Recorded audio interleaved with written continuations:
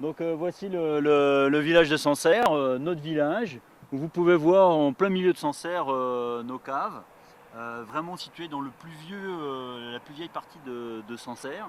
Donc Sancerre, c'est vraiment un haut lieu historique, puisque le Louis de Sancerre, à qui appartenait Sancerre, était le chef des armées de Louis XV. Il faut savoir qu'il y a eu un siège de 7 mois à Sancerre. C'était un fief protestant. Et les catholiques de Bourges ont attaqué Sancerre. Et Sancerre a tenu pendant 7 mois. Il y avait à cette époque-là 7 tours. On en voit toujours une.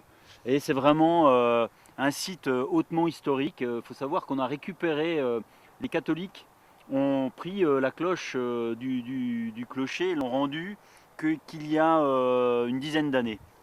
Il y a une petite particularité sur la ville de Sancerre qui est intéressante. Il faut savoir que les vignobles étaient organisés tout autour de la ville. Les notables possédaient les vignes qui étaient les plus près du village. Et à l'extérieur, c'était les métayers, les locataires.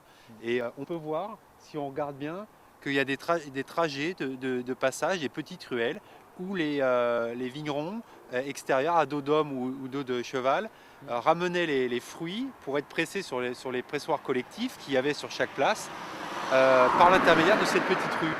Donc toutes ces petites rues qui convergent de part et d'autre des vignes avaient une grosse importance et la structuration de Sancerre était vraiment intéressante. Et ce qu'on voit ici, c'est le côté des petits vignerons.